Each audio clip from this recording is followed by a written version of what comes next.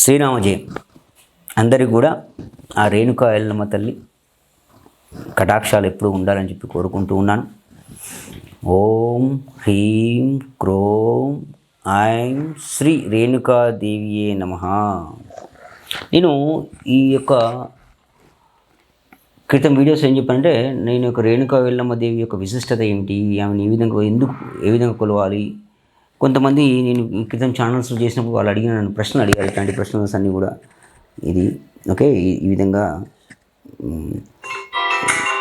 కొన్ని దాంట్లో నన్ను ప్రశ్నలు అడగడం జరిగింది. రేణుకా ఎల్లమ్మ తల్లి ఏంటి, ఏమిటి స్వామి ఏంటి, ఇలాంటివి. సో ఈ రేణుకా ఎల్లమ్మ దేవి అంటే ఏమిటి, ఈ రేణుకా ఎల్లమ్మ దేవి అంటే ఏంటి, దీంట్లో కొంతమంది నన్ను అడిగిన ప్రశ్నలకు చూడండి, ఇవన్నీ కామెంట్స్కి నేను ఆన్సర్స్ ఇస్తూ ఉంటాను. ఎందుకంటే దీనికి కారణం ఏంటి, ఎందుకు ఇంత శ్రద్ధగా నేను చేయాల్సి వస్తూ ఉంటుందంటే, ఇది నాటుకపోయింది. రేణుకా ఎల్లమ్మ తల్లి అనగానే ఒక చెడు, ఒక మనకేదో తప్పు చేసేది, ఆమె కరెక్ట్ చేయకపోతే ఏమో చేస్తుందనే ఒక సిస్టమ్ అనేది నాటుకపోయింది సొసైటీలో. దయచేసి, ఎందుకంటే నేను దీని మీద చాలా I done so many research and as of my investigation concern, అంటే నాకున్నటువంటి కొద్దిపాటి నాలెడ్జ్ కానీ, నేను పడ్డ కష్టం కానీ, చాలామంది రకరకాల ప్రాంతంలోకి వెళ్ళాను. అంటే రాయలసీమ ప్రాంతం కానీ, ఆంధ్ర ప్రాంతం కానీ, మన తెలంగాణ కానీ, కొన్ని మీరు నార్త్ సైడ్ వెళ్తే కూడా అక్కడ చేస్తూ ఉంటారు రేణుకాయలమ్మ కొలుసు. అట్లా నేను రాజస్థాన్ ముఖ్యంగా కొన్ని ఏరియాస్లో నేను చాలా ప్రదేశాలకు వెళ్ళి దీన్ని ఎంక్వైరీ చేసిన తర్వాత ఇవన్నీ వీడియోస్ చేస్తూ ఉన్నాను. ఇంతకుముందు క్రితం ఛానల్స్ ఈ విధంగా చెప్పాను.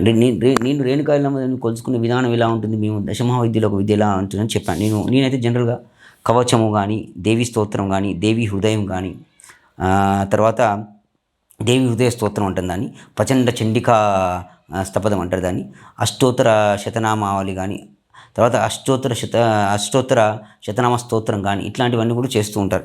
జనరల్గా రేణుకాదేవిని కొలిచే విధానాలు ఇవి, వామాచార పద్ధతిలో కొలిచే విధానాలు ఇవి. తర్వాత ఇలాంటి కాకపోతే నేను ఇంతకుముందు వీడియోస్లో చెప్పాను, ఏమని, రేణుకాదేవికి ఇంతకుముందు చెప్పినట్టుగానే ఓం హ్రీం క్రోం ఐం శ్రీ రేణుకాదేవియే నమః అనేది మూలమంత్రం అని చెప్పాను. అదేవిధంగా రేణుకాదేవి అనేది ఉపాసన చేయాలి అనుకున్న వారికి నేను ఒక మంత్రం కూడా ఉపదేశించేది మీ క్రితం వీడియోలో ఉంటుంది. అదే ఓం మహావిద్యాం మహామాయం సర్వశక్తి స్వరూపిణీం భక్తానాం ఇష్టదాత్రీం చ రేణుకాంబం అహం భజే అనేటువంటి మంత్రం ఎన్నిసార్లు చదవాలి అని చెప్పాను. 108 ఇంటూ 3 సార్లు ప్రతినిత్యం, పొద్దున, సాయంత్రం, మధ్యాహ్నం. పొద్దున ఒకసారి 108 సార్లు, మధ్యాహ్నం 108 సార్లు, సాయంత్రం 108 సార్లు. అదేవిధంగా 41 రోజులు చేయాలని, ఆ ఉపాసన వస్తుందని. అంతేకాని రేణుకాయలమ్మ తల్లి వచ్చిందని ఊగిపోవడం, ఏంటంటో నేను చెప్పేవని అంటే వాక్కు. రేణుకాయలమ్మ అంటే ముందు జరగబోయే విషయాన్ని చెప్పేటటువంటి వాక్కు. ఇవన్నీ కూడా నేను క్రితం వీడియోస్లో చెప్పాను. అదేవిధంగా భక్తులు అడిగినటువంటి ప్రశ్నలకు నేను సమాధానాలు ఇస్తూ ఉన్నాను. ఇంకా దీంట్లో అడిగినటువంటి ఏమడిగారంటే, మా ఇంటి బయట గోడకు పుట్టలాగా వచ్చింది అని అనుకుంటున్నాము, కానీ పుట్టన లేక చెదలా అని తెలియడం లేదు, ఏమిటో చెప్పగలరు గురువుగారు అని చెప్పి ఈమె సౌమ్య ఏదో ఉంది, సౌమ్య మంచి సంథింగ్ ఏదో పేరు ఉంది, ఆమె అడిగినటువంటి ప్రశ్న ఇది. అదేవిధంగా ఇట్లాగే సిమిలర్గా, స్వామి మా ఇంట్లో 4 నెలల క్రితం అడిగేది, మా ఇంట్లో పుట్ట ఉంది స్వామి, అసలు తీసేసి కొత్తగా ఇల్లు కడదామంటే ఈ పుట్ట తీసేయవచ్చా, ఏదైనా శాంతి చేయాలా, లేకుంటే అలాగే తీసేయవచ్చా, దయచేసి చెప్పండి స్వామి అని చెప్పారు. సో ఈ రెండు కూడా ఇంచుమించు ఒక సిమిలర్గానే ఉన్నాయి. ఈ పుట్ట పెరగడం అనేది రేణుకా ఎల్లమ్మకు సంబంధించినటువంటి ఒక పద్ధతి. వెనకటికి ఈ పుట్టలు అనేవి, ఈ పుట్టను ఎందుకు పోవాల్సి వస్తుంది అంటే, జనరల్గా వెనకటి నుంచి వచ్చినటువంటి సంప్రదాయ సిస్టమ్ ప్రకారంగా పుట్ట అనేది ఇంట్లో మూలనే ఒక రీసెర్చ్ ఒక రేరెస్ట్ సబ్జెక్ట్ అది. అయితే పుట్ట కూడడం కూడా ఒకటే ప్రదేశంలో మోలుస్తూ ఉంటుంది. అది మనం ఒకవేళ వెనకటికి తెలియక ఇవన్నీ మిస్టేక్స్ చేశారు. మీరు ఎన్ని క్వశ్చన్స్ తీసేయడం, తర్వాత తీసేసిన తర్వాత మళ్ళీ పుట్ట మొలవడం, ఇట్లాంటి దిస్ ఇస్ కాల్డ్ ప్యాటర్న్స్ అంటాం. అంటే వెనకటికి ఎవరు చేసిన తప్పు నుంచి మనం శాస్త్రం నేర్చుకుంటాం, అంతే కదా.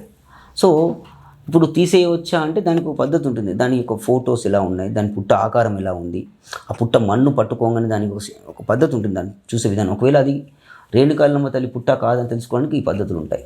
ఆ మట్టి క్వాలిటీని బట్టి, ఆ పుట్ట యొక్క క్వాలిటీస్ బట్టి, లేకపోతే పెరిగిన విధానం కానీ, అది ఎన్ని సంవత్సరాల నుంచి మీకు ఉంది, ఎన్ని తరాల నుంచి, ఇట్లాంటి కొన్ని ప్రశ్నలు ఉంటాయి. అవి అనేది చాలా జాగ్రత్తగా చూసుకోవాలి. చూసుకున్న తర్వాత ఒకవేళ దానికి అమ్మవారికి సంబంధించిన కాకపోతే మీరు మీరు దాన్ని మీరు మీ ఇష్టం తీసేసి మళ్ళీ అక్కడ మీరు ఇల్లు గృహం అనేది కట్టుకోవచ్చు. ఒకవేళ అమ్మవారికి సంబంధించిందే అయింది అనుకున్నాం, ఆ అమ్మవారి శక్తి ఆ పుట్ట రూపంలో అక్కడ వచ్చిందని అనుకుంటే దానికి కొన్ని పద్ధతులు ఉంటాయి. మీరు అన్నట్టు శాంతి అని కాదు, కానీ దానికి కొన్ని పద్ధతులు ఉంటాయి. ఆ పుట్టను తీసుకెళ్ళి వేరే కొత్త ఇంట్లో పెట్టుకోవడం, లేకుంటే ఆ ఇంటిని ఆ ప్రాంతాన్ని సపరేట్ ఆ ప్రదేశాన్ని వదిలేసి చూసుకోవడం. ఎందుకంటే అమ్మవారి పుట్ట వెలగడం అనేది చాలామందికి ఇది ఒక నాటకపోయిందండి. తప్పు కాదు, చాలా మంచిది. అది it's a good sign. Renuka Yellamma తల్లి చెడు చేసే దేవత కాదు, మంచి చేసే దేవత. ఫస్ట్ రేణుకా ఎల్లమ్మ తల్లి అంటే మీకు తెలియాలి. రేణుకా ఎల్లమ్మ తల్లి అంటే మీకు, ఎందుకంటే రేణుకా ఎల్లమ్మ తల్లి అనగానే పుట్టవలసింది అనగానే చాలామంది చాలా రాంగ్గా తీసుకుని వెళ్తున్నారు, చాలా తప్పదు. రేణుకా ఎల్లమ్మ తల్లి అనేది దశమహావిద్యలో ఒక విద్య. అది ఏం చేస్తుంది, అమ్మవారు ఏం చేస్తుందంటే ఒక శక్తిని ఇస్తుంది. అంటే ఏ కార్యాన్ని చేయగలిగే అనుభవాన్ని ఇస్తుంది. అంటే సిక్స్త్ సెన్స్ కూడా చెప్తుంది, ముందు జరగబోయే విషయాన్ని కూడా చెప్తుంది. మనం ఇలా ఉండాలి, ఈ వర్క్ చేసేటప్పుడు ఇలా ఉండాలి అనేటువంటి అనుభవాన్ని ఇస్తుంటే ఆ మైండ్ న్యూరాన్స్ను అంత యాక్టివ్గా పనిచేస్తుంది. న్యూరాన్స్ అంటే మీ యొక్క మెదడును అంత శక్తిగా పనిచేస్తుంది.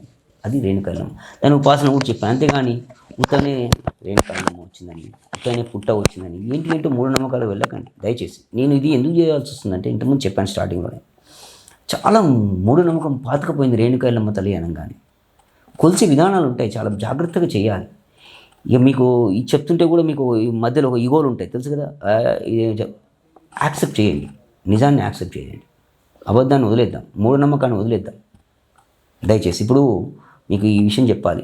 ఏదైనా ట్యాబ్లెట్ వేసుకుంటే వివాహం కాని వాళ్ళకు వివాహం అవుతుందా? ఒక క్వశ్చన్ అడుగుతున్నాను.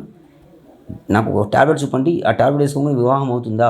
కాదు కదా. అంటే కానీ సనాతన ధర్మంలో దానికి సంబంధించినటువంటి కొన్ని పద్ధతులు ఉన్నాయి. దాన్ని సంగీత ఆంజనేయ స్వామి అంటాం. ఇంకా తర్వాత వీడియోలు చేద్దాం. వివాహం కావడానికి మన శాస్త్రం ఉన్నాయి, అంటే కొన్ని పద్ధతులు ఉన్నాయి. ఏంటి, వెనకటికి మనకు అమ్మవారు వచ్చేది, అంటే చికెన్ ఫాక్స్ అంటాం, మనకు అమ్మవారు వచ్చేది పైన వేపాకులు అవి చేసేవాళ్ళు. దానికి ఇప్పుడు మనకున్న లేటెస్ట్ టెక్నాలజీ కొన్ని ట్యాబ్లెట్స్ వచ్చాయి, కొన్ని మందులు వచ్చాయి. అంటే మంచి డెవలప్ అవుతున్న దాన్ని మనం యాక్సెప్ట్ చేద్దాం. మూఢనమ్మకంగా బతకని అవసరం లేదు, అర్థమవుతుంది. ఇప్పుడు డెవలప్ కానీ ఇంతకుముందు అడిగినటువంటిది ఈ ట్యాబ్లెట్ వేసుకోగానే వివాహం అవుతుందని అడిగాను, కాదు. వాటిని మనం ఇంకా సనాతన ధర్మంలో ఉన్నాయి కాబట్టి దాన్ని పాటిద్దాం. అంతేగాని ఈ రేణుకా ఎల్లమ్మ తల్లిని కానీ దాన్ని ఎంతమంది మోసపోతున్నారంటే నేను ఎంతోమందితో మాట్లాడాను. ఇది ఎంతో ఈజీగా ఏదో చేస్తున్నటువంటి వీడియోలుగా చాలా బాధ అనిపించి చేస్తున్నటువంటి వీడియోస్. కాబట్టి మీరు ఇంకా మనం ప్రశ్నలు చూద్దాం, ఇంకా చాలా ప్రశ్నలు ఉన్నాయి. అవన్నీ కూడా మనం నెక్స్ట్ వీడియోస్లో మనం వాటికి సమాధానం ఇవ్వడానికి ప్రయత్నం చేస్తాం. శ్రీరాముడు ఇంత మంచి విషయాన్ని మీరు ఒక్కరు తెలుసుకుంటే ఎలా 10 మందికి తెలియచేయండి.